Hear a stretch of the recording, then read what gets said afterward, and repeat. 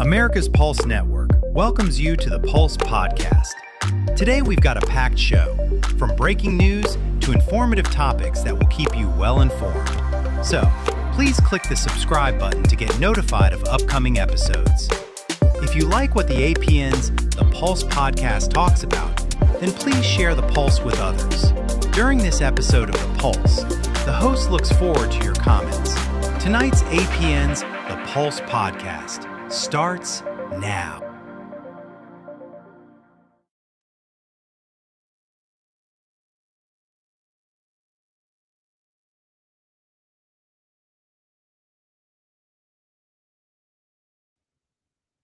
And here we go.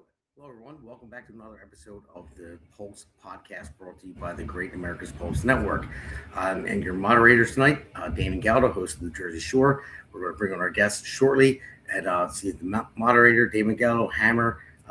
Again, I'm going to explain that to everyone that's on, that's listening. Hammer comes from my buddy Seth, who's going to come on soon. He calls me the Hammer for some reason, so I had to make this hammer here, golden hammer. I had to spray paint it gold just for him, just to satisfy Seth. So there you go, Seth. I did it for you, buddy. So anyway, we're going to get into the breaking news. The breaking news. Everyone knows what's going on in Iran. We know that we're at a 2-week ceasefire right now, and things have started to go good. As far as like I just saw that the barrel of oil, dropped below $100 per barrel.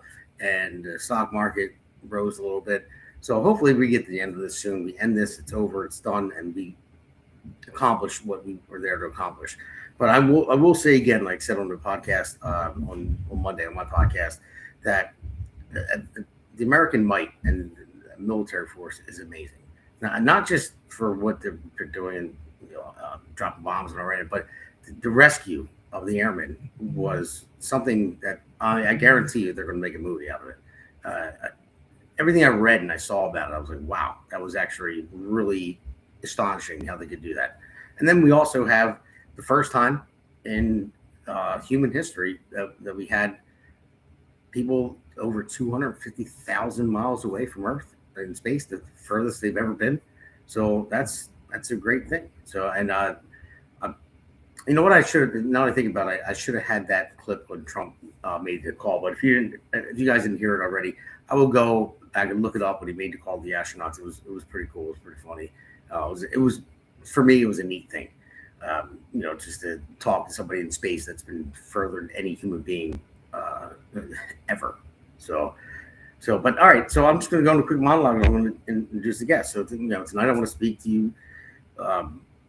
Again, not as a politician, but as a working man, as someone who spent my life building, not talking, and creating, not promising, living in the same world that you do, not observing from behind the desk in Washington, but because something is happening in this country right now that everyone can feel. Everyone, even if everyone can yet explain it. They can't explain it yet, but there's something happening in this country, and everyone can feel it because there's a shift and that's going on. The system is no longer working the way it was intended to. I mean, you see when you turn on your television and find yourself questioning whether what you're being told is the full story or just the version of what they want you to hear. I mean, you see it in numbers. Trust in media has fallen to historic lows. Viewership across major networks has steadily declined over the past decade, not because people stopped caring, but because they stopped believing. And when people stop believing, then something bigger begins to change. And you see it in the lives of working men and women across the country, families working harder than ever, yet somehow falling further behind. People doing everything right and still struggling just to keep up. That's not the failure of the people. That's the failure of a system that has lost sight of who it's supposed to serve. For too long, decisions have been made by those who do not live with the consequences. For too long, the voices of everyday Americans have been filtered, reshaped, and in many cases ignored. But here's the truth they cannot ignore. The American people are not disengaging. They're not giving up. They're paying attention more than ever before. and they are simply choosing to listen somewhere else. They're tuning into independent voices, to like platforms where conversations aren't scripted, like the show you're about to see right now, where questions are not avoided, and where the truth is not something that needs to be approved before it's spoken. And that's why this moment matters, because this is not just a shift in media, it's a shift in power away from institutions that have grown distant and back toward the people who have always been the foundation of this country. That is what this show represents. That is what my campaign represents. I'll get to that later in the end of the show. And that is what we are building together. Not something controlled, but something earned. Not something handed down, but something built from the ground up. So just like everything else that has ever made this country strong, the question is not whether things are changing. The question is who will step up and lead the change. And I believe now more than ever, the answer is you, the listeners out there. And so we're going to get into our show here. This is the Pulse, and we're going to go to our guest. We'll bring on our first guest right now, or co-host, I would say. I'm sorry. What's up, man? Seth, the mad pirate, conservative corner. Seth, always glad to have you on, man. Seth is the man, conservative corner. He's a great show. One of the co-founders of this network. So, Seth, thanks for coming on again, as always. Thanks for having me. Right, and then we have Eleana Barbera, the base mother. Awesome, always joins us from the Pulse. She has a lot of insight. I mean, she blows me out of the water. She blows everyone out of the water. She's great. Eleana is awesome. Eleana, thank you very much for coming on. You are. I'm listening. Don't get carried away, but thank you. I'm very happy to be here. Yeah. Bring on our next guest. Then we have Frank, and we also have Rob. Frank is a young Republican, and he is young. Trust me, he is. He's 15. When he first reached out to me, I couldn't believe he was 15 years old. I'm like, I even cursed at him. I said, "Get that out of here. You're not 15 years old." And here he is. And then there's Rob, the diamond in the rough, the one that got me 1 million views, the golden goose. That's right. Running for mayor of Burlington Township in New Jersey. So thank you guys for coming on. Thanks for having me. Yep, thank you. So we'll bring everybody on. We'll go in the first segment, and it's ballots, power, and control. Who really decides elections? And Frank, I'm going to start with you actually with this one. Who really decides elections? Because you've been door knocking a lot for you did it for Chitterelli. You're helping Justin Murphy. You're working on a lot of campaigns. So who really decides the elections? Now, from what I know the voters, but I'm saying like what gets people out? What gets people out is the price of gas, the price of everyday living, the price of groceries. That's what gets people out to vote. How the infrastructure is. People realize that, but they listen to the mainstream media and what they say about President Trump and how it's the Republicans. So they vote Democrat. But if we can get people out to vote and say the Republicans will change things, that's how we can win. So really, it's the suburban communities decide elections. All right. Well, Seth, I'll go to you. You're in Maryland. Okay. Now, New Jersey's the horse of a different color. New Jersey sucks in certain areas. I know you're going to say Maryland does too in certain areas. But we just don't get the voter turnout. What do we have to do to sway this and turn it right? Well, the problem in Maryland is the Republican Central Committees and the Republican Party are more concerned about holiday parties and getting interviewed than they are about getting people excited about a candidate. Another issue is we have Republicans in our state, and I'm sure in your state too, that are attacking other Republicans who are running. We have Dan Cox is running for governor again in Maryland, and already there are people attacking him in the Republican Party. These people who are attacking him are either on central committees or want to be elected to central committees. And then they wonder why nobody wants to vote for anybody in Maryland. It's because they won't shut the fuck up. They don't know how to be quiet. If they don't like the candidate, that's fine. Keep that to yourself. He's a Republican. You're representing the Republican Party. Shut up. Nobody cares about your opinion. And especially if you're representing the party. If other people are looking to you like, hey, who should we support? And you start bad-mouthing Republican candidates because you don't like them, who wants to vote at that point? Like, well, I don't want to vote for him because they're saying this and this person's saying that about this person. You know what? There's too much drama. I'm not getting involved in it. I'm not voting. And if you can't get Republicans to come out and vote for Republicans, you're not going to get independents to come out. You're not going to get those people in the Democratic Party who are looking for something other than who's their candidate to vote for, because all they hear you doing is crying and complaining about the other candidates in your party. Nobody wants to vote. It's ridiculous. And then you still have people sending money to the Republican Party, donating money to it. And then they wonder why we can't get anybody elected in Maryland. Well, because you're an idiot and you're supporting other idiots. That's why we can't get anybody elected. So shut up and stop giving them your money. All right, I hear you there, man. That's a good take on that. And I'm going to go to you, Rob, next, because you're in New Jersey. You know what New Jersey's like. We got wiped out in November. Chitterelli, everyone thought he was going to win. He stuck up a ton of money. NJGOP are complaining they don't have any money to donate towards candidates and all that now. And people were tight-walleted because they donated to Chitterelli's campaign. We got wiped. Well, not just here in New Jersey. It happened in Virginia, New York. There's other places too.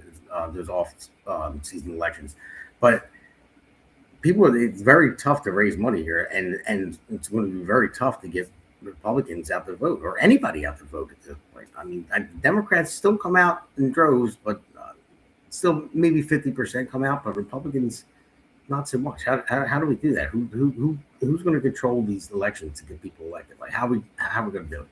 Sure. Thanks, Damon. That's a great question. And I think there's a few different ways that we can accomplish it. But the first thing is it's definitely doable. And I think we all have to have that mindset going into this year. I know that I certainly do in a local election. I know that I'm going to knock on every single door in Burlington Township. I can guarantee that. That's my promise. I'll have as many conversations as I can and try to make people realize that they're voting for the man and not the party necessarily. Republicans have made mistakes, sure. Democrats have made far more mistakes, in my opinion.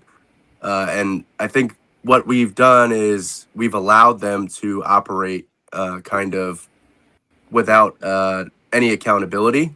And something that I just want to give a quick shout out to Mike from Wake Up New Jersey. He's really been focused on calling that stuff out on social media. He's a big account. There's some other big accounts out there like Teacher in New Jersey who gives more of a, moderate take on it, but still puts the information out there. Moms for Liberty in Bergen County. People doing some really good work on social media to call out the stuff that is happening and make sure everyone knows, hey, the bill that just passed that says illegal aliens can, commit crimes and we can't bring the federal government in. That's something that Democrats passed. They're passing these radical bills to where we have to worry about our children learning about gender ideology in second grade. I mean, some of the stuff that they're doing it's inexcusable. It's not American politics and it needs to be called out. So if we can bring some light to that and then really go the grassroots way and get some young kids like Frank. Frank and I talk pretty often. He's working on the Cullen campaign a little bit as well. I think it really comes down to getting people out there and getting people excited, getting this next generation ready and ready to vote. One of the things that I'm doing through my nonprofit, Men of Action, Burlington County, is we're doing a Get Out the Vote campaign. It's nonpartisan, but there was a rule passed this year that if you're 17 years old during the primary, but you'll be 18 by the time the general election rolls around, you are able to vote in the primary. So that's some votes that I don't think many candidates are going to pick up. So kind of getting that information out there, starting to hit new avenues of voters and really focus on the youth is something the Republican Party hasn't done much of, and the Democrats have done really well. Yeah, I didn't know about that new rule, but either way, I'm going to look into that as well. But there is one clip I want to play later before I go to you. I'll just roll this one clip. It's the only clip in this segment. We'll put it up there, and then we can talk about it. So we can roll that clip. I have been warning about this for weeks. And now here we are. In trying to oppose the SAVE Act, Democrats have actually backed themselves into a corner, and now we're potentially staring down a vote on a national voter ID bill. Let me ask a very simple question. Since when is the Democratic Party for voter ID? Because let's be very clear about what is actually happening. The Save America Act is not about voter ID. It is about requiring proof of citizenship, talking passports, birth certificates. Some of these are papers that millions of eligible Americans do not have access to. Oh, and if you are a married woman who has changed your last name, well, good luck. This is a completely different standard. But instead of forcing that distinction, instead of solely having that conversation, the conversation has now collapsed into, do you support voter ID or not? And that, folks, is a trap. Because the argument for voter ID is actually built on a premise that does not hold up. People are not showing up to the polls pretending to be someone else in droves. That's actually not a widespread problem. We already verify identity in multiple ways throughout the country. Signature matching, right? Flawed, but a way to verify. Voter files, database checks.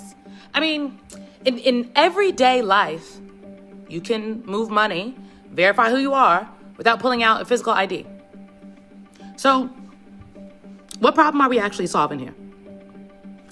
We're not solving one. What this does is shift the frame from access.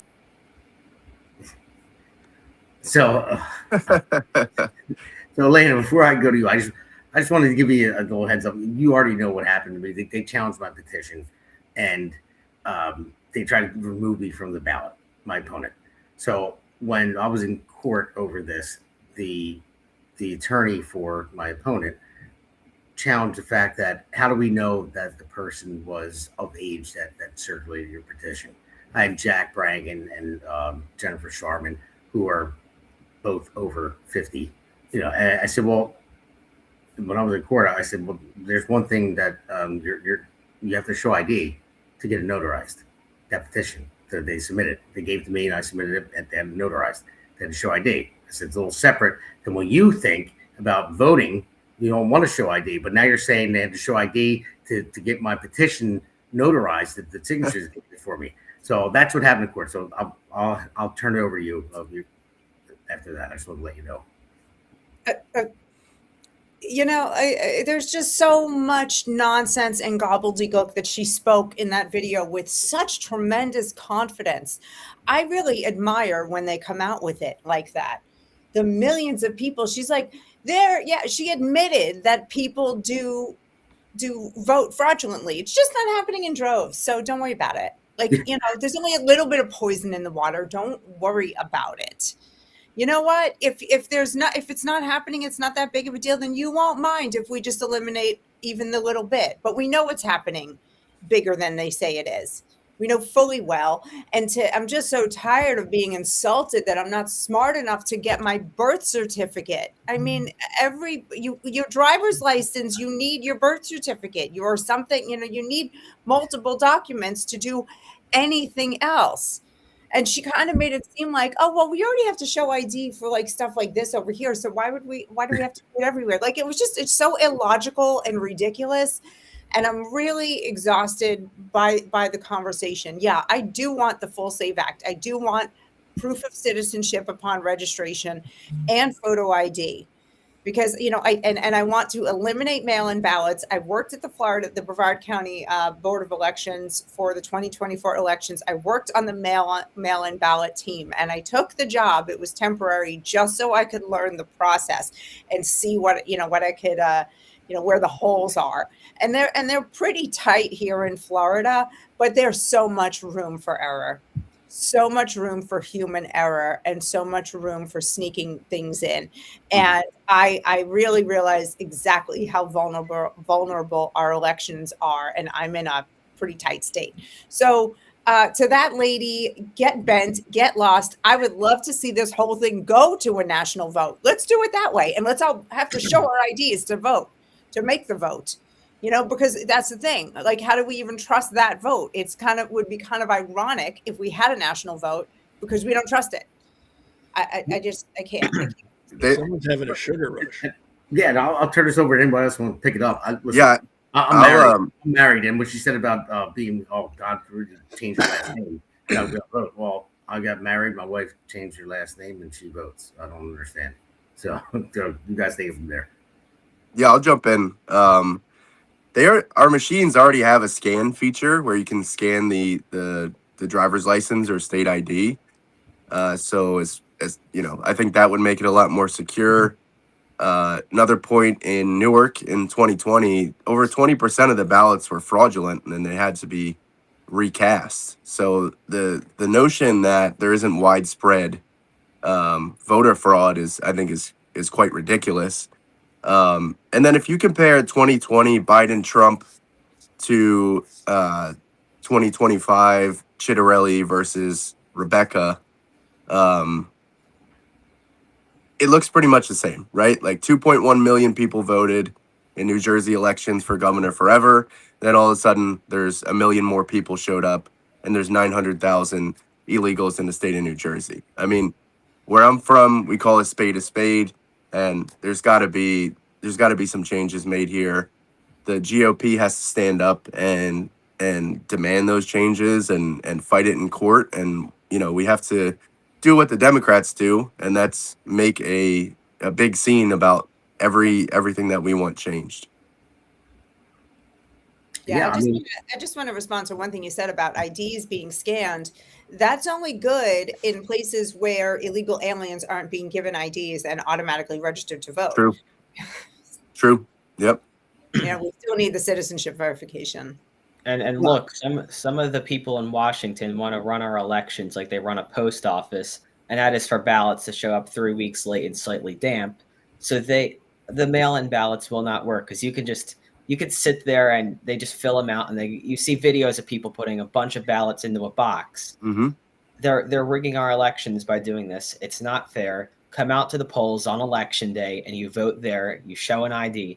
Damon, when you and I went to Trenton to get into the state house, they wanted me to show an ID, which I did not have. So I had to give the guy my debit card. It's unbelievable. Yeah, it was funny. Yeah, Frank's only 15. He's like, I don't have a driver's license, and he wanted to go with me for the experience and submit the petition in Trenton and all that. And I didn't even realize it. He's like, well, I don't have a license or ID. I have my debit card. I'm like, oh man, I hopefully doesn't sit. It was raining out. I'm like, hoping it doesn't have to sit out in the rain while I sit there for hours waiting to submit my petition. But yeah, the guy let him in. I said he's 15. Let's go. Yeah, I have a question. That 17-year-old voting thing. What state is that? That's New Jersey. That's a load of crap right there. That is, I don't know how that passed. The whole slippery slope with, Ayanna Pressley in Boston and Massachusetts, the rep, she had wanted to push for 16-year-old ID. And this is so that teachers can brainwash and indoctrinate kids and they can get millions more high school voters. Like, I would be raging against that if that were in my state, and nobody is. No, I didn't even know about it.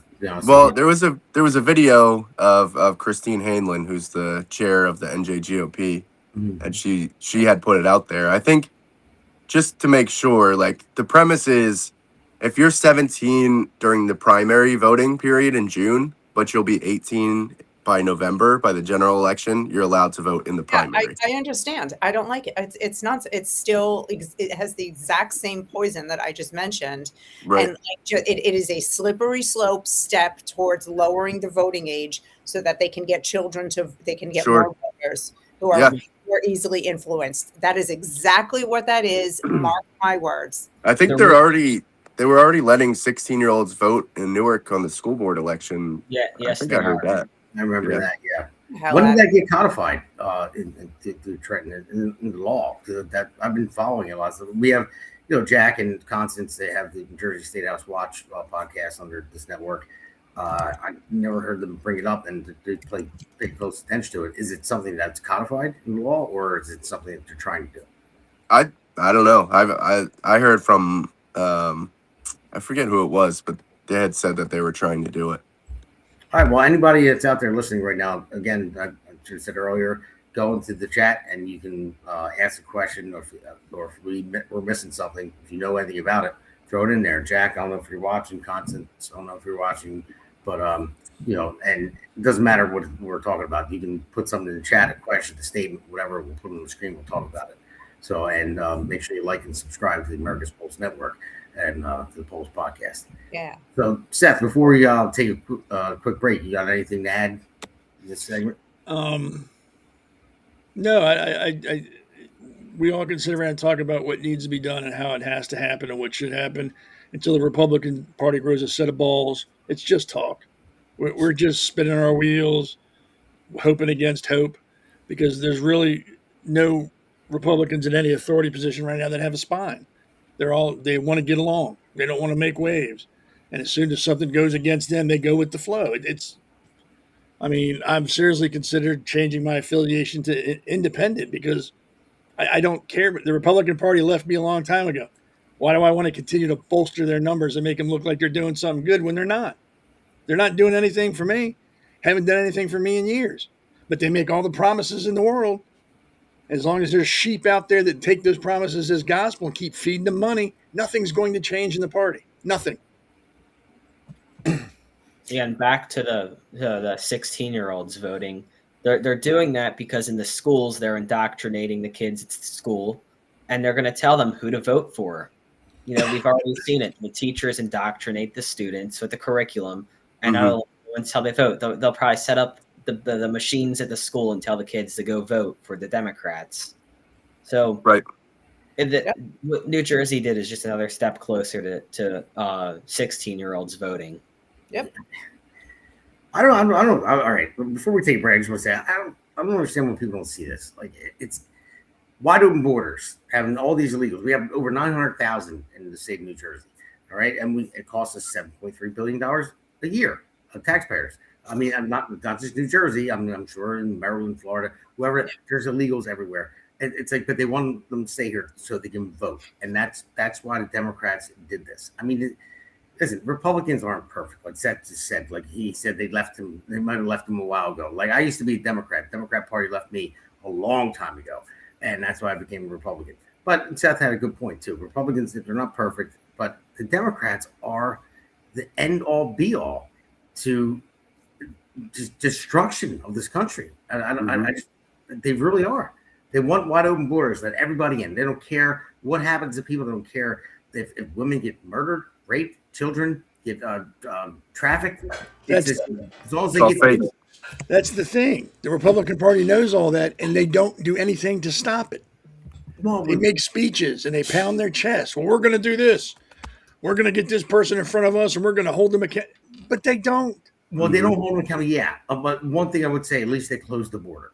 All right, how about that? But at least we're doing a little bit better than the Democrats. But that's like saying this pile of dog shit doesn't smell as bad as that pile of dog shit. So I'm going to go with the one that's less smelly. They're still shit. I don't know. I'd rather have Trump in there than.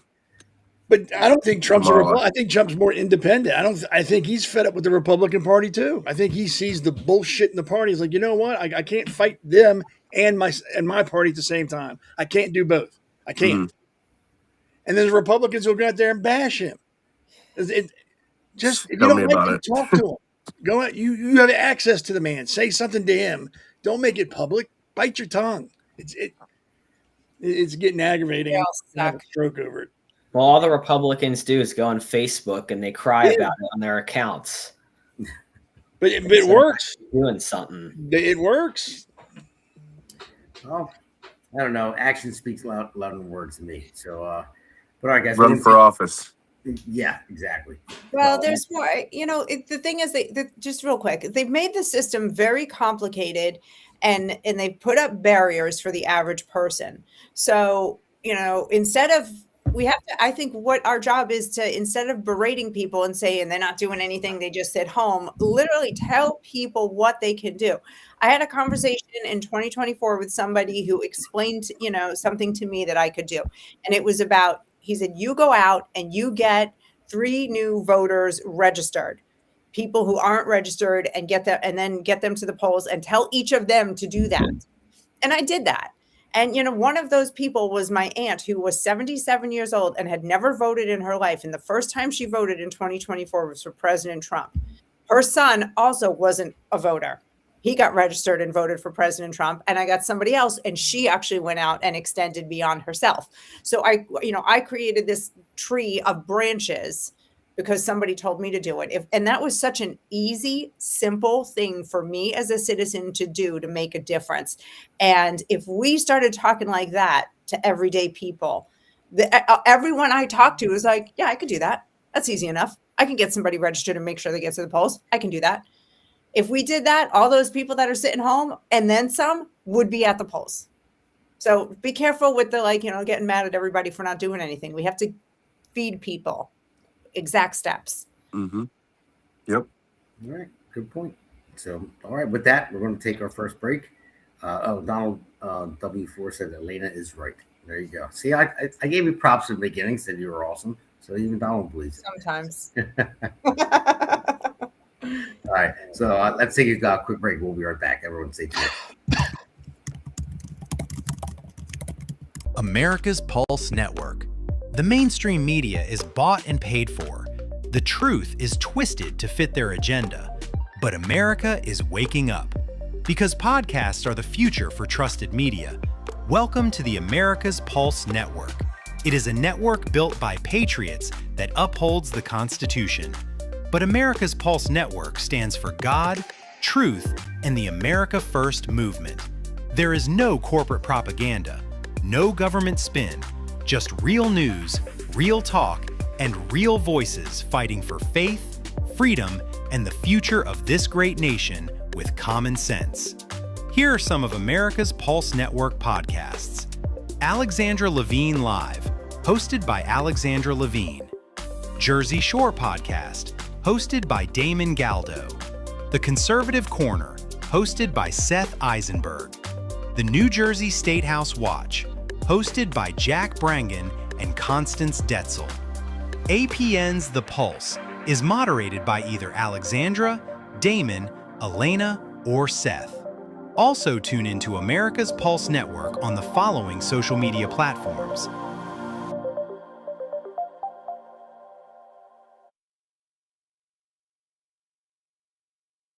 Join the revolution because the pulse of America beats for God and country. America's Pulse Network is for faith, family, freedom, and truth. All right, everybody, welcome back. It looks like Rob might have dropped off for a second. I don't see him there. But this is the Pulse segment number 2, the media meltdown. No one trusts them anymore. So I'm going to bring up a couple still shots here. We had some Sandra and Leanne, average New Jersey residents, need to be optimistic that their situation can change. So many apathetic and have lost hope that anyone will change. Doom and gloom, no patience. Our awesome GOP candidates this year can give people the optimism and hope for the future. There it is. Well, thank you, Sandra. I appreciate that. Hopefully that's how it goes down. Yeah, everyone is down and out in New Jersey and in other states as well. I mean, they're wiped out in November, but we have to pick up the speed, get back up, and keep going. So, in this one, this one's about media, and you guys know, Eleana and Seth, especially how much I hate mainstream media. Like I always go, I can't stand them. So I'm going to put up a couple slides real quick and then show just some headlines about mainstream media here. So here we go. In the Pew Research Center, majority of Americans express low confidence in journalists to act in public's best interest because they're not even journalists because they're all biased. So I'm going to show that one. I'll go to you first, Rob, on this one. So what do you think? I never asked you this question before. What do you think about mainstream media? Because there's a couple more slides and there's also a graph that I have to show in the end. Mainstream media, I believe, has been corrupt for a long time, but it was COVID that really brought that to light. When you have the government paying off, or not paying off, but demanding social media is censoring certain things, you start talking about things that authoritarian governments have done previously. I know everyone talks about how Republicans are like that, but it's very obvious that the Democrats, and again, we have to make sure that we're continuing to say these things. The Democrats have always tried to control the media and the narrative, but what have we done about it? So I think mainstream media continues to be left leaning, besides really Fox, and even sometimes Fox News. I've seen some pretty disappointing stuff. They continue to lean left. They continue to be influenced by, the minority loudest voices on the internet, which happen to be these socialist, Marxist type individuals that garner the most attention. So I think the mainstream media has done us a great disservice. I also think that they've probably been corrupt for a lot longer than we realize, but we just kind of uncovered that, catching them red-handed in right around 2020. Yeah, you're there. And Seth, I'll go to you next with this. One thing Rob said, what are we doing about it? Well, this is what we're doing about it right here, right now. You're a co-founder of this network. You have your own show, the Server Corner. So what are your thoughts on this? Because I want to actually let me bring up the next clip real quick. It's just a still picture, and we'll show that and go from there. So trust in media at a new low of 28% in the United States, which, I mean, that's higher than I have, but still, that's a new low. So Seth, what are your thoughts? People, I think we talked about it last Wednesday when it comes to things. People don't educate themselves on anything. We've become a microwave society. We want it, and we want it now. And if I have to look into something more than 10 seconds, I'm not interested anymore. It takes too long. So I'm just going to let somebody else do it for me. People are starting to wake up a little bit. I mean, I don't put much weight into polls, because if I pay for a poll and say, look, I want to find out if people really think brown chocolate milk comes from brown cows. If I'm paying for the poll, they're going to show that people do. It's all who pays for the polls, and what you're looking for is how you're going to get it. So I don't put much weight into polls on either side. But people are starting to wake up a little bit. They're starting to see that media is no more. It's no different than a game show. If it's going to draw in some ratings, they're going to talk about it. And the more people that watch it, the more they're going to talk about it. They're going to make it look so important. They're going to embellish. I mean, look at Tucker Carlson, that wet dick. The dude hasn't done anything honest in the last 7-8 months. He is he's a perfect argument for pro-choice. I don't think he remembers the last time he was honest. And then you got the insane moron Candace Owens talking about time travel and mutant academies, and people. I used to love them, but now I can't. Never did. I never liked either one of them. The only person I really liked was Bongino, and I liked Crowder. Sometimes you can get like, dude, just stop. You got your point across, let it go. Mm-hmm. But I never liked Candace Owens. I never liked Tucker Carlson. I've never liked the Hodge twins. They all came across as pompous. I know everything. If you don't believe me, you're a nut. And they attract those kind of people. They attract the tinfoil hat wearers. And unfortunately, their audience is growing. And they're just as dangerous as the mainstream media, because they don't have a filter. They're not on a TV show or on cable. They can say whatever they want to say, and nobody's going to say anything. Like Candace Owens, time travel. I mean, come on. Really? How stupid do you have to be to believe time travel played a part in Charlie Kirk's death? How dumb do you got to believe? Listen to Tucker Carlson. The Israelis, they detained me and questioned me in the Israeli airport, and they have video that shows that didn't happen. And you never watched that movie Interstellar? I mean, yes. I don't know what's in the air, but people need to stop trusting people on podcasts just as much as they don't trust people in the mainstream media, because those are 3 good examples of people that will just lie to you simply to get vote, simply to get thumbs up and go viral and get paid. They'll say whatever they got to say. People have got to educate themselves. Stop being fed spoonfuls of bullshit while they're telling you it's pudding and you're eating it up. Take 10 minutes and just look into something. You're going to be shocked at what you find most of the time. Every once in a while, you'll be pleasantly surprised. Like, oh, that's what I thought to begin with. I didn't really learn much, but now I know for a fact that what I thought is the truth. Stop taking people at face value. I mean, it's ridiculous. Right. So Frank, I'm going to go to you next because you are obviously younger than all of us.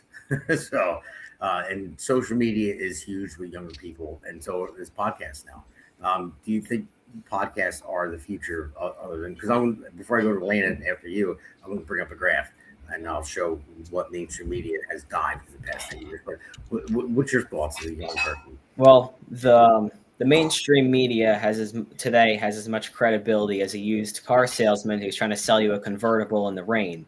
So what we really have to do is the people on social media. You have Nick Fuentes, who's even the podcasters are a threat. Nick Fuentes makes the Republican Party and the conservative movement look they make us look very bad, ignorant. Yeah, He's a scumbag. yeah. That's why I like this podcast, America's Pulse Network, and I like to listen to Glenn Beck because really this is where you get the truth from. So social media and the podcasts are a big player. You have threats to the truth, like Nick Fuentes, Candace Owens, Tucker Carlson. They're threats to the conservative movement, I strongly believe. All right. Well, thank you for that information, Frank. So, there was another slide I could put up real quick, and we can throw it up, and then we can put up the graph before I go to Elena. So, is the anti-Trump audience no longer relies on CNN and mid-media evolution analysis? And then we'll go to this graph that I put together, how mainstream media has plummeted in the past decade. Now, Fox is the only one that is up top in the green that hasn't really. I mean, they're still down. All mainstream media is down, but they're at least the ones that are surviving a little bit better. And obviously, you know why. But Elena, what are your thoughts on mainstream media and focus on podcasts? And then Elena, I do have a 2-part question for you. I always hit you with this. I know you're like, oh, you're asking so many questions, but so your thoughts on the mainstream media, and then what podcasts of the future, and then also I want to get into Section 230 with social media platforms as well, and we can talk about that after your first response. Okay, yeah, you're gonna have to give me a little primer on that second part. Okay. The problem, there's a new problem that I discovered over the weekend in a conversation with a young woman. That headline that you just showed, that people aren't, they don't, even the left isn't getting their information from CNN and all that anymore.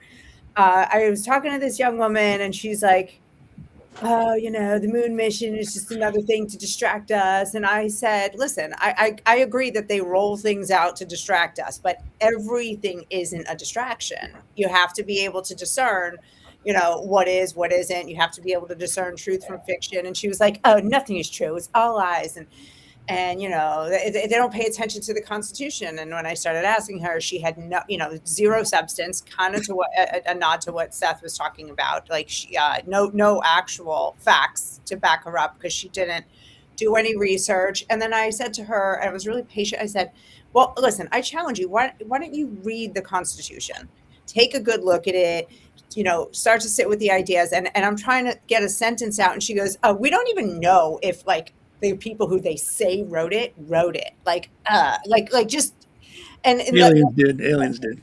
What I got out of it was, we're about to face a new battle against a new enemy, because for the past 10 years, it's been them saying my truth. And, it was like, that obvious thing, there isn't my truth, your truth, there's just the truth. But now we're graduating into this ideology that's taking hold, that there is no truth. And when people don't believe anything, part of that is based in what Seth was saying. They're not doing any research.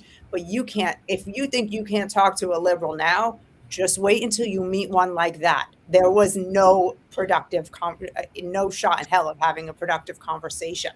So where they're getting that kind of information from, I don't know. I see the world as a battle of good and evil. Like, this is some satanic shit here, and I don't know where it's coming from. Well, they get all their information from TikTok, because that's the only place that they're on all day. They sit there on TikTok. They don't have a job, and they just make up stuff on the internet, and they think people will believe it, and people do, because they don't do their own research like they should be doing. I read something about that over the last I think it was a decade, maybe a little bit longer, that attention spans literally have grown shorter because of TikTok. Yes. People look at things, they want everything in 10 seconds, or they're no longer interested. Like I said earlier, it's like a study that they've shown that attention spans have gone down Yes. because information comes out quicker, so they don't have time to look into anything. 10 seconds, move on. 10 seconds, move on. It's sad. And this generation is the first generation to be less cognitively inclined than It's all your fault, their Frank. It's previous. your generation. It's all your fault. You know, Well, I was not responsible for No, I that. know. Well, I think it's our fault that we Yeah, fed right. them these devices. Yeah, my kids don't get screen time anymore, so Right Well, on.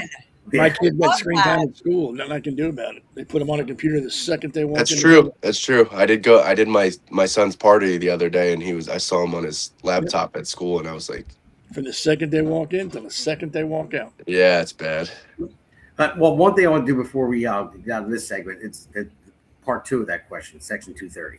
Now, if mainstream media is going downhill and people are going to podcasts and to social media, Section 230 is a law that prohibits people from suing like Facebook, X, social media platforms. Okay. So basically, if I go on Facebook, say, and I post something, I said it, not Facebook, so they can't be sued.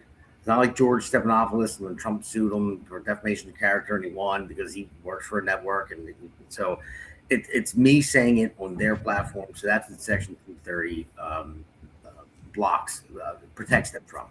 Mhm. But point being, I said it before, you can't have your cake and eat it too. And Eleana, I know you've had issues with social media. APN has too. We got booted off of YouTube because we talked about. I'm sure you did. I know you did, Seth. No, I got us kicked off. I'm surprised they're still letting you on at this point. But we talked about B17 and apricot seeds, and it's like, and we got booted for that. It's like, that's insane. Oh, So, yeah. Yeah, it's crazy. So if you are protected and can't get sued for something that someone says, but then you can control what someone says and take them down and remove them from the platform, how does that work? That's what's on my platform on votedamongaldo.com. That's one of my issues. Either remove it or change it. Section 230, one or the other. You can't have your cake and eat it too. So I'll start with you, Elaine, we'll just go around to everybody else. Yeah, I think they should not be held liable. I agree, but I also think that I shouldn't have to follow their rules. It's like a party, like it's called social media because it's like let's pretend we're all at a coffee shop, except and you're talking about apricot seeds, and I'm trying to tell you about the horrors of abortion, but I'm not allowed to say that on YouTube, but I can say it here. As long as we're not doing something illegal there, then you're getting kicked out of the party. Then you're out. That I understand. But a free exchange marketplace of ideas is what we should be having. And they shouldn't be responsible for things that come out of my mouth. But I don't want them policing me. I agree. They can't have their cake. If they're going to be protected, I want to be protected also. And I want my free speech protected. So I hope I made sense, but I just want the most freedom for everybody within the limits of the law at all times. All right. Anybody else can jump in? Whoever wants to jump in next. Those places are platforms, not publishers. They have no say on what's said on their site. So like you said, it has to go both ways. If I can't sue X because the Hammer makes fun of me, they can't ban me for saying COVID was fake. It never happened. You can't. It's either or. Either I can sue you, X, and you can ban me, or I can't sue you, and you need to stay the hell out of my way unless I'm breaking laws. So yeah, they are platforms, not publishers. They should have no say at all, as long as it's, like Eleana said, within the letter of the law, what you post. They should have no say whether they like it or not, or no matter how outlandish it is, like mutant academies or time travel. They should not be involved with that and let it go. Sure. Yeah, I agree. I think we got to be a little bit more careful with children, but that's kind of a double-edged sword because it gets into age verification and things like that. I know that Australia just banned Instagram for anyone that's under 16, which, you know, goes back to the screen time thing, and is social media good for kids, and how much do we want the government meddling in what we're doing? I think it's probably up to each individual social media platform. But one thing that I will say is, if you're calling for someone to be harmed, you know, that I don't know that there's a law that's necessarily against that. And in my opinion, that's one thing that has led to the violence against conservatives. You know, I'm only in politics because of Charlie Kirk's assassination, and I decided to step up. And, you know, if he gave his life for the conservative movement, I am a conservative. I believe the same things that he did. You know, that I needed to kind of step forward, and that whole thing has been obviously politicized, and the Candace Owens, you know, It's a big moneymaker now. right, exactly.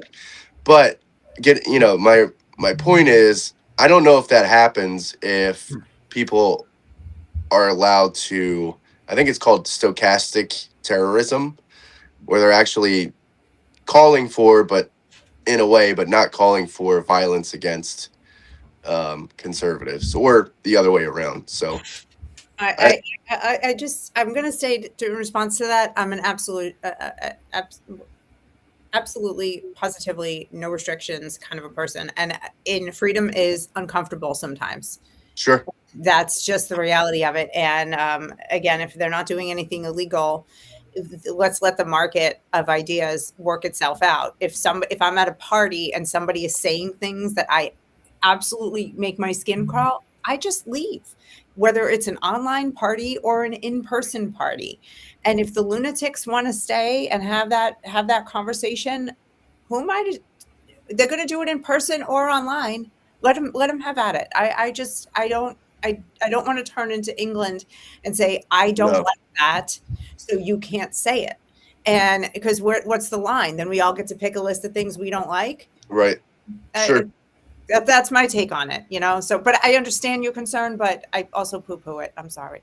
No, that's okay. I mean, I just think if they're able to control our speech, why weren't they controlling that speech? And that kind of goes back to, they're obviously biased towards one side. And, Yes. and also something you said about younger, like kids on social media, and there's a law that says under 16 they can't be on TikTok or something like that. In Australia. Australia. Yeah. My whole point is there should be no restrictions. Parents need to be goddamn parents. Yeah. There you go. I was going to say that. You need to know what your kids are doing. If they're going online, look over their shoulder, find out what they're doing. Who are they talking to? What sites That's are they right. going to? Yep. Don't put that responsibility on the government and No. then complain that the government's too much in your life. You just invited them in. Yeah, You I opened the agree. door for them. I agree. Be a parent. Yeah, I Meta- check Frank's social media all the time. Make sure he's not looking at it. I clear my browser every night, so you're not going to find anything. But there is one clip I would play. It kind of fits in this segment too. But it just again, it just shows you what mainstream media does. And I just wanted to get into that section 230. I thought it was pretty important because it's on my platform. Because it's not right. You can't have a cake and eat it too. So you can't have it both ways. So I'm going to play this just one clip real fast, and then Frank, and we'll go to you. You can end this segment after this clip, and what do you think? And which video? Oh, our producer, which video? It was okay. It was the one of everyone repeating themselves over and over again, saying, "All right, maybe it's in the next one." Kamala also chiming in, saying Trump is, quote, threatening to commit war crimes, which echoes these other libs. Would those be war crimes the United States was committing? The way this is set up, the answer to that question is straightforward. It's yes, they would be, because this is punitive. It would be a war crime. This is a moral crime. It is a war crime. We need to be demanding that Congress convene today, and we need to be invoking the 25th Amendment. We have a completely unhinged president who is threatening massive war crimes against the Iranian people. Some sort of like homicidal psychopath. Old enough to remember the Nuremberg trial. 10 years from now, we'd be doing Nuremberg. So, all right. So, Frank, I hate to dump this one on you, but you're pretty smart for a young guy. But looking at that with the war crimes, that's mainstream media right there. And that's Yes. why people don't trust them anymore. They're already talking about invoking the 25th Amendment again and again. They always do. But it's a war crime. I don't know if you know the news that Iran, the government was trying to get 12-year-old children to, surround their power plants. They did. They did that. Yeah, they had human chains. They Yeah, made. exactly. So, I mean, it's like, come on. The war crime is somebody that is putting kids in harm's way. That's the war crime. Not not a target in a war. It's not a war crime. Now, granted, Trump in the beginning of his statement was like, "What do you mean you're going to eradicate a civilization?" I'm like, yeah, but that's just Trump's style, the way he says stuff. And then he said, "God bless the Iranians" and all that. I know the way he talks sometimes throws people through a loop, and I think he does it on purpose. But either way, they're all over it. War crime, war crime, war crime. No, the war crime is putting children in front of a target. So, what do you think about that with the mainstream media?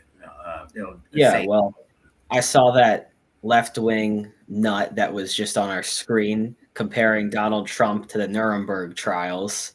And you see who was at Nuremberg. You had the leader of the Luftwaffe. You had SS people. They were terrible people who killed millions upon millions of people and organized terrible things to the Jewish people and other minorities in Europe at the time.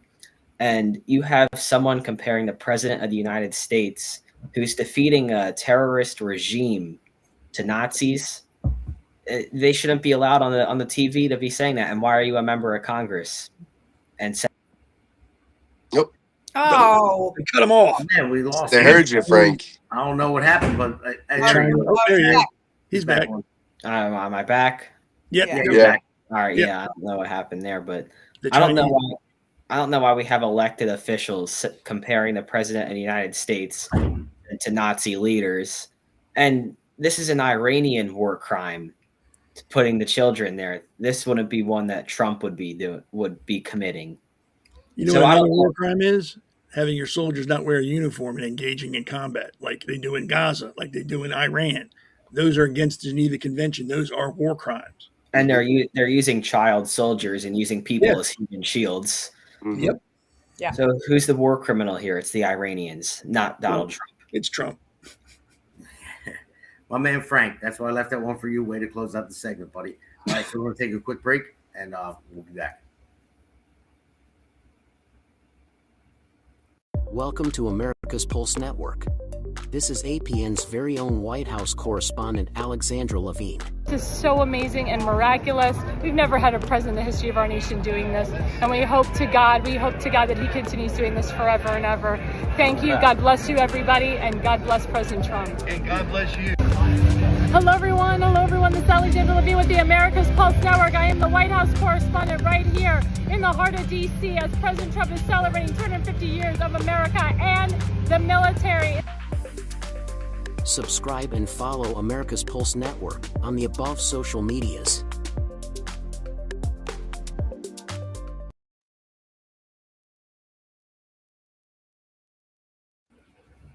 All right, everybody, welcome back.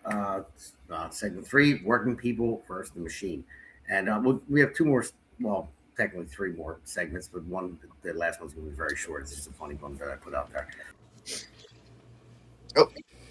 No, we lost Damon. Yeah, join. I don't know what happened here. Well, if he goes away, I'll just sing a song. I'll do a song and dance number. Am I back? So I don't know what happened there. You're back. But yeah, so we'll roll through the next 2 segments rather quickly. This is Working Man versus the Machine, and I'm going to play a real quick clip. This is basically why I want to put it in here. I'm the carpenters union. I work with my hands, as if built by working hands is my shirt.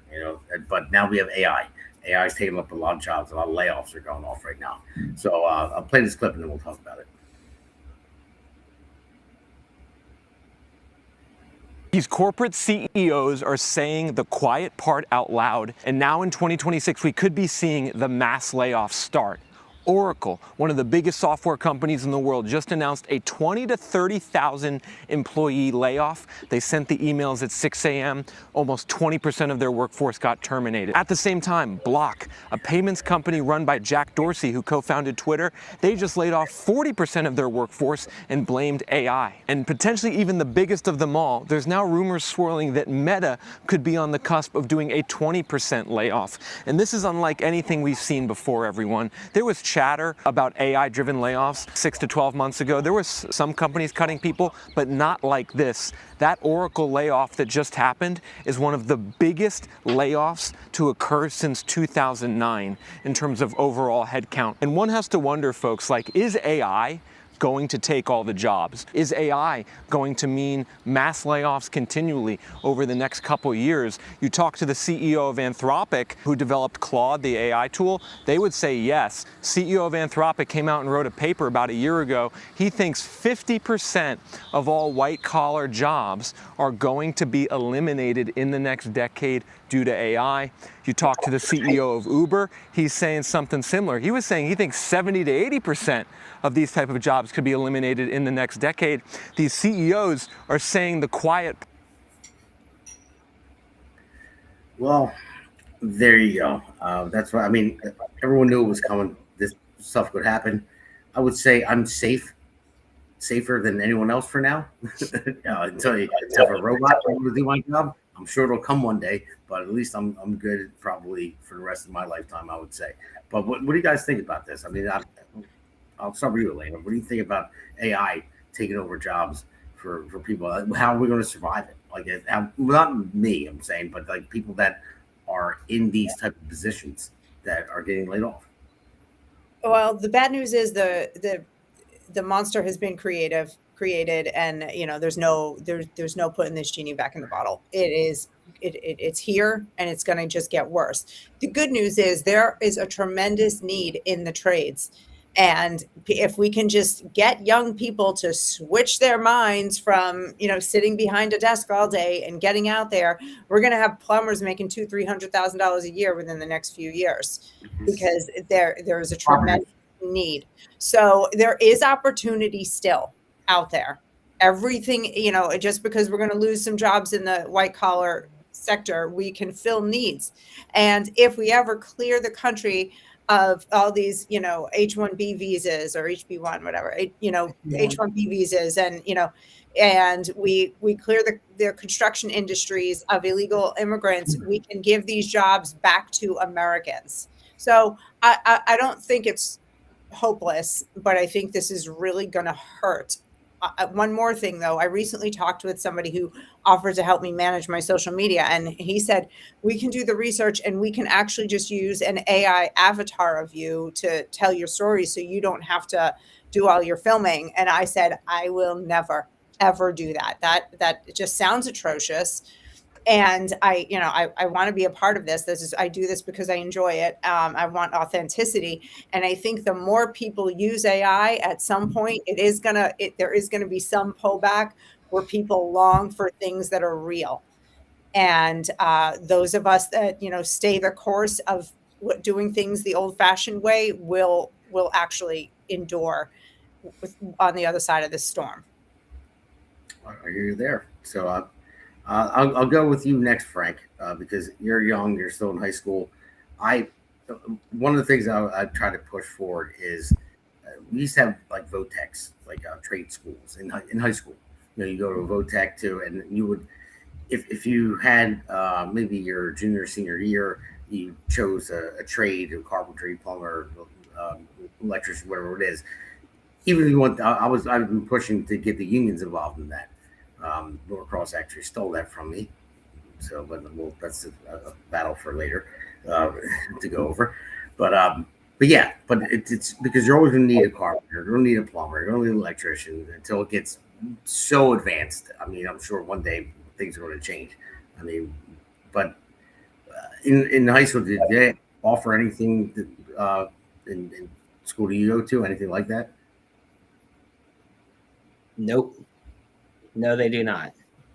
And it's bad because people are gonna once graduates, what are you gonna do?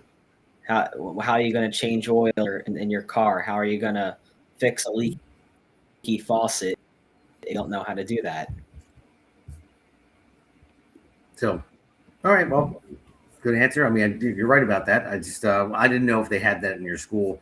I know I was trying to advocate for that, to have like a vote tech type thing, and it will help because what the unions have. I have my gripes. Even though I'm a union member, I do have some gripes from here and there because they won't endorse me. They endorse my opponent. But anyway, but some of the unions do endorse Republicans, and we're working on that.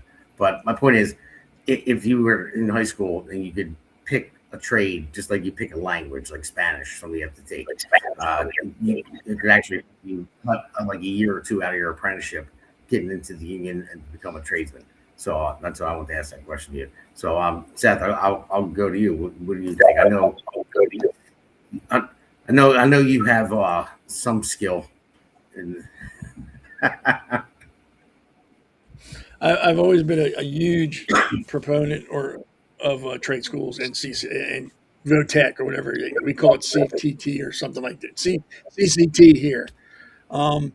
I always remember parents when I was younger, they're telling their kids, "Hey, look, if you don't do good in school, you'll be out there, and pointing to like a construction work. You'll end up doing that." How's that working out for those parents now? How they no longer can do because a computer can do it for them. I don't feel sorry for any of these people. I really don't. The people who are in these jobs are probably the ones that had the parents telling them, "If you don't do good in school, you'll be digging ditches the rest of your life. You'll be in the house or something." So I don't feel sorry for these people. Trade school. I think I read somewhere 45% of only 45% of jobs out there, or maybe a little less, require a college degree now. You can you go to trade school, you learn something you can do.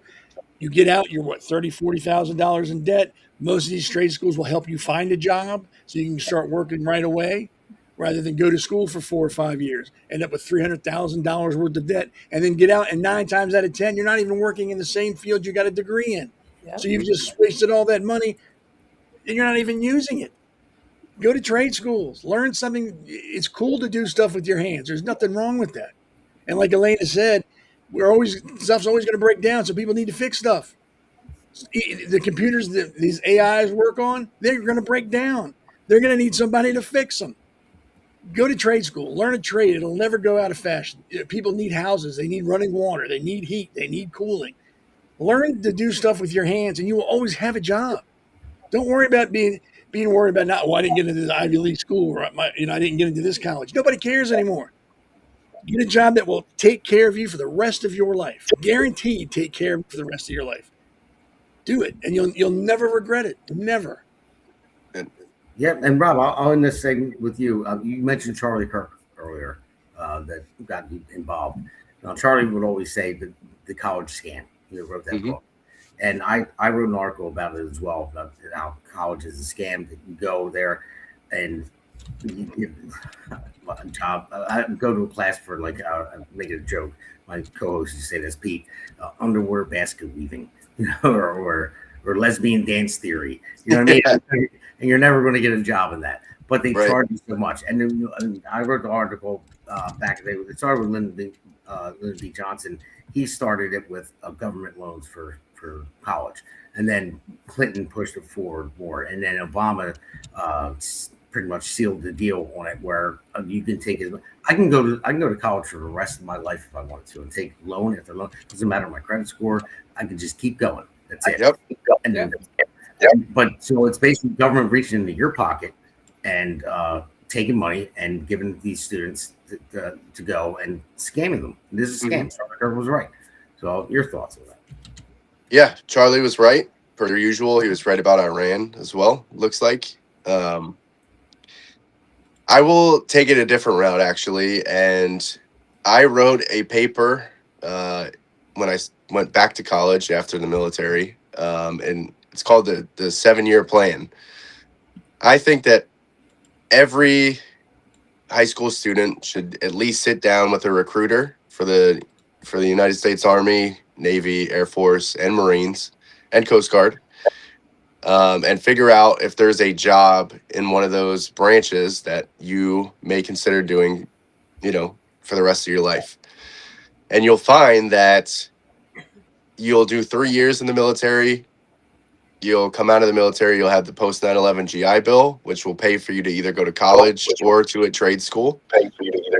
And by the time you get out of college or your trade school, you know, you have 7 years of experience in that field. You have zero college debt, and you know you're kind of 10 steps ahead of the average what it would be 25-year-old nowadays who's still living with their parents. So I tell young kids that all the time through my nonprofit Men of Action mentorship. I think it's a great option. I'm not saying it's the only option. I'm not saying you're not going to get deployed, and you know, even if you aren't deployed, you know you could still get pretty banged up. But you know, I'm a disabled veteran, and the Army takes care of me a little bit as far as monetarily, and you know, I get free health care. So there's benefits. The VA is not as bad as people say it is, and I would just really consider it if you are in high school and you know you listen to this show. It's definitely something to talk about, and you can definitely reach out to me, and I'd love to have that conversation with anyone, parents or students as well. All right, awesome. It looks like Frank dropped off again for a second. I don't know what happened there, but either way, Frank can come on after this break. We'll take another quick break, and we'll go to the next segment. I was having a staring contest with him. Hey, it's great to be on with you. This is a great podcast. It's a lot of fun, and it's informative, and it's real information. It's none of the frills and none of the nonsense that you hear on the legacy media. Just telling the story of what's happening right now. It's what I do with my newsletter that I get out to anybody who wants to see it. It's what you're doing with this podcast. America needs to know what the real deal is, and you're the real deal. All right, everyone, welcome back. I just seen some post by Charlie Sue there. Wish there were names under each speaker under their image. There is. Maybe there wasn't. There's not right now. Maybe we have to just change the configuration, but our names are typically under there. So a great producer, if we can work that out. Somebody screw up. What's that? Is she looking for somebody that screwed up? Like, no. She shares a lot of stuff on X, and she's awesome. So that's what she was looking for. I know they were there earlier. I don't know where they went, but maybe after Frank dropped off. There we go. There's the names. All right. So this last segment, we'll go through this real quick. So 250 years coming up for the United States. You know, that's America's birthday. My son can't wait. He's born on the 4th of July, and he loves it. He's like, I share a birthday with America. You know, he says he's 7 years old. He'll be 8, and he can't wait for it. But are we going to see 300 years? We'll go around the room real quick, and I just want to ask you guys. And everything that's going on right now, I know we're in the war with Iran right now. I'm not too worried about that. I think it's going to end soon.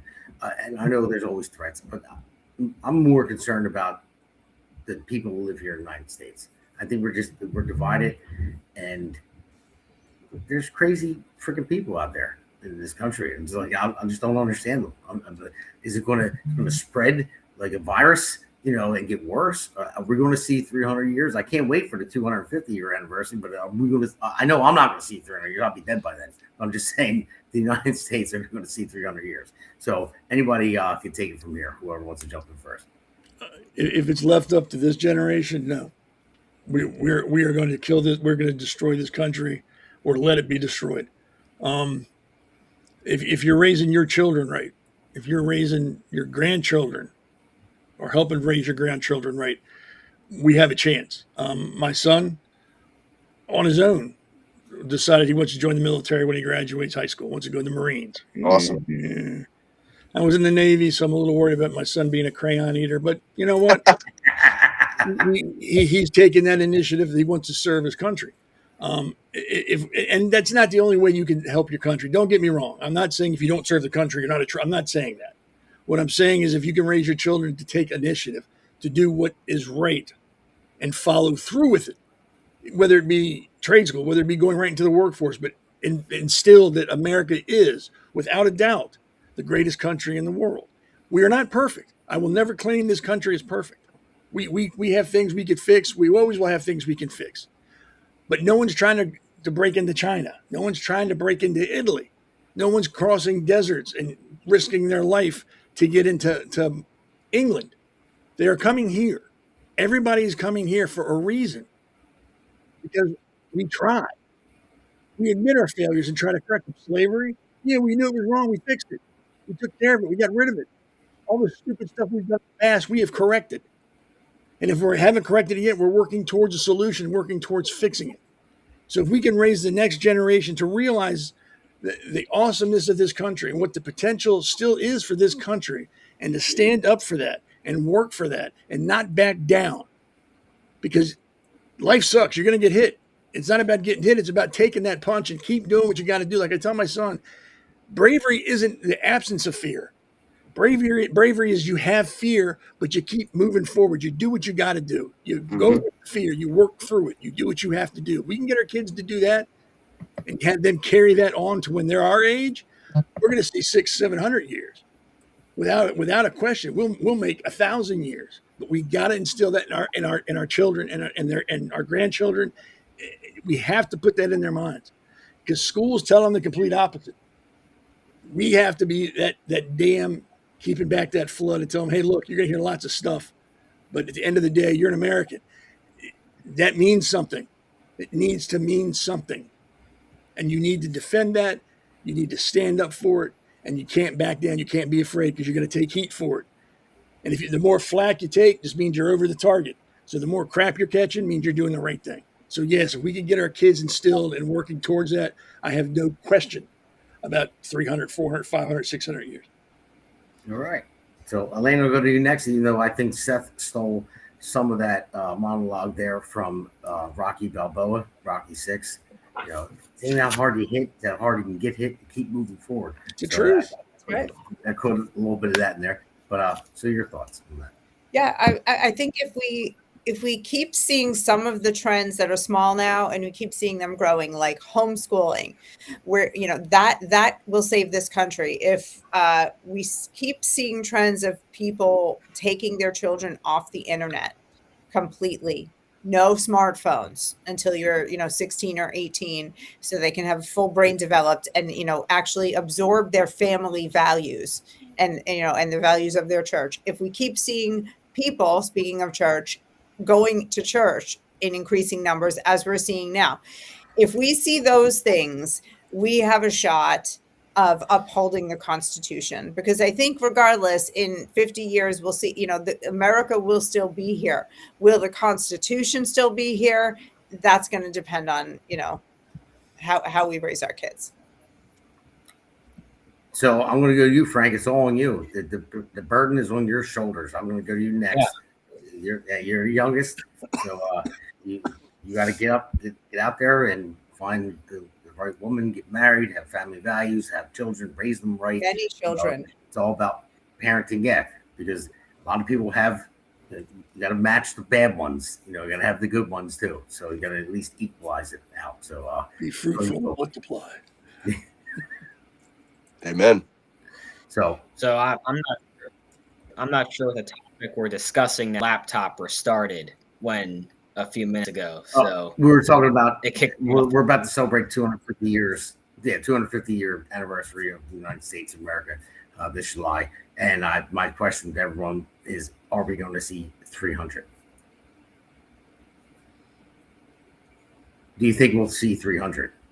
I think it froze again. Yeah, well, if you're freezing up. Am I? Oh, I want to hear what Frank thought technology was. Me too. I can hear him. All right, is this better? We can hear you. You're just frozen. We can hear you. You're just frozen. All right. Well, America has to be conservative here. We need to have conservative values.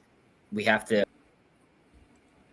We talked about. I heard how there's more people homeschooling, which is great. Indoctrinating the kids in the schools. More people are going to church. They're reading God's word, which is it's mostly it's all conservative. So I feel like if we can do that, we can last another 1,000 years, and that's if we elect the right people to office, which is why you should vote for Damon Galdo. Oh, my man. Thank you. I didn't expect that. I appreciate it. Nice. That was nice. And also vote for Rob. And Rob. Rob, you're up and, next. So. and Justin Murphy, if he. And Murphy. I doubt he's watching. He'll probably catch it later. You know. And Jason Cullen, too. Jason Cullen as well. I'm pretty sure he's probably watching. I sent him late, but he didn't comment, Jason. I didn't see any comments, dude. Come on, get on. Let's go. So. We're organizing his door knocking right now. I absolutely believe that the United States of America will not only be around in 50 years, we will be better than ever. I know we are the greatest country in the world, and that's because we serve the true and only living God in Jesus Christ. And that is the most important thing that each and every one of us will ever know. And it is imperative that you as a parent instill the words that Jesus spoke to your children. As far as, I have 5 children. Each and every one of them go to church. They love church. I have a great pastor, and Pastor Jeff Kluwer and Tim Robinson as the youth pastor. I go to church in Mount Laurel, New Jersey, at Cornerstone Church. I'd love to see anyone who wants to come. Please come on down. It's non-denominational. Doesn't really matter which denomination you are, but it's something that I try to talk about more. I don't talk about it enough, but I pray out loud with my family every single day. We pray before we eat dinner. We pray before school. We pray before bed. If you ask the Lord for the things that you need and you are sincerely believe in your heart and speak it with your mouth, the Lord will grant you those things. God's plan is divine, and it's ultimate, and it is the only thing that you can truly count on in this life. So if I could leave you guys with anything from this podcast today, it would be to please give God a chance, open the Bible, make sure you read the red words, and America will be here in the next 50 years. Well, I certainly hope so. That's why I asked that question. I believe it will be, as long as we have people like us out here doing what we're doing, and we have young people like Frank coming up in the ranks, and Engels, his buddy too, is the same age. These guys are awesome, and as long as we have good parenting, like you just said, I mean, that is the most important thing is the parenting part. No, the government shouldn't raise your children. Parents should. I mean, to the best they can. There are things that happen, of course, that sad and tragic, but yeah, it's good parenting, and that's what makes society a better place. And going to church. I mean, even if you don't believe in God, that's fine. If you're an atheist, you don't believe in God, but if you live by those principles that are taught, then there you go. That's a stable society. And that's what this network is about. That's what my podcast is about. That's what the Pulse is about. I mean, it's just, and it doesn't matter if you're Jewish like Seth or Alexandra. I mean, listen, hey, I got the cross around my neck. Jesus was Jewish. I worship a Jew. So, but Frank is staring at me again. So I think he's frozen again. I think he wants to fight. Hello, Frank. You there? I'm here. So, yeah, he's just frozen. But guys, listen, thank you very much for coming on tonight. It was great. Oh, you got the sword. I got the hammer here. I got this one's real. This is blown up with full of air. But I gotta make you one. But no. But that we'll go into. I don't think we're gonna take another break. I just want to go to talk about everyone. First, Rob, I'll go with you first. You're running for mayor. Tell people where they can find you, your social media, your website if you have one, whatever it may be. Yeah, absolutely. And Damon, thank you for having me on the podcast tonight. I think, again, I said it last time, I think this network is super important for conservatives. It's, you take the time to do it, and I just want to say that there are many of us that appreciate it. As far as where you can find me, it's Rob Scholl 1776 on everything. So that's Substack, X, Facebook, Instagram. Working on getting my website up. Not running against anyone in the primary as a Republican in Burlington Township. Pretty unheard of, but I think we're going to get it done here in Burlington Township. I think it's super important to also go out and vote if you're in 1 or 3 for Jason Cullen in CD3. I'm running I'm the field director for his campaign. So if you're interested in door knocking, cullen4congress.com. And also, go and see Damon as Frank is doing for both of us. Extremely nice meeting everyone here tonight. And I appreciate your time. Vote Rob Shull for mayor, Burlington Township, Rob Shull 1776 on social media. All right, awesome. And Seth, everyone knows they're fine. New Conservative Corner, co-founder of the network. So anything you want to say to the end? I'm going to just go into the fundraiser we're going to have after this. So I'll just go around the room, whatever you guys want to say to finish up. So. What he said. I'm on X, the co-serve Seth. I didn't make the name. Don't give me grief about it. I'm on Facebook, the Conservative Corner. That's exactly how it sounds. And I'm here on Wednesdays. And just before I let the beautiful Eleana take over, remember, we're still in Iran. We're still over there. We got troops. We've got sailors. We've got airmen. We're not out of there yet. And I don't think this is even close to being over. All the news coming out now is they've closed the Hormuz Strait again, and they're giving us the finger. They're pushing buttons and trying to get things started. So keep everybody, all the military personnel, in your prayers, because this is going to get much, much worse before it gets any better. I can tell you that now. All right, Eleana. You can find me on all the usual places. My handle is @TheBasedMother. That's it. Come hang out. She likes chocolate cake. I love chocolate. and Frank, I know you and Engels started something new. I know you're still frozen. Hopefully, can you hear me? Yeah, we can hear you. Yep.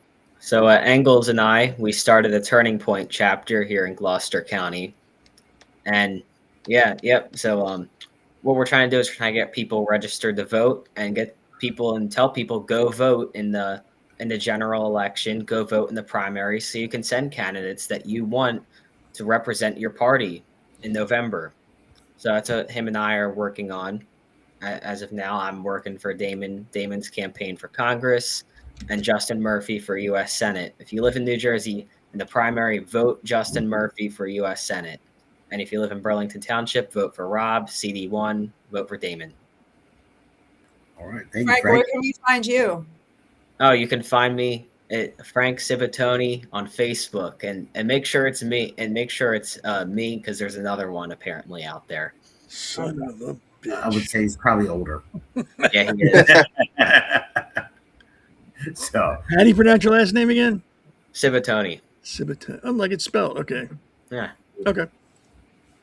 So, and everyone knows me, where to find me on social media and this podcast. But vote DamonGaldo.com. Very important. I need to raise a lot of money. I'm going up against Juggernaut in Norcross.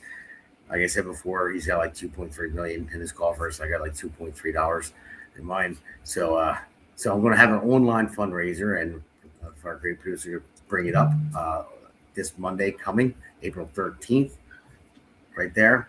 So basically, what this is going to be, it's going to be a virtual fundraiser on my podcast. Not at 8 o'clock as usual. I'm doing it at 7 because people might be going to bed, or later on, make it a little bit earlier. So at 7 p.m. on Monday, virtual fundraiser.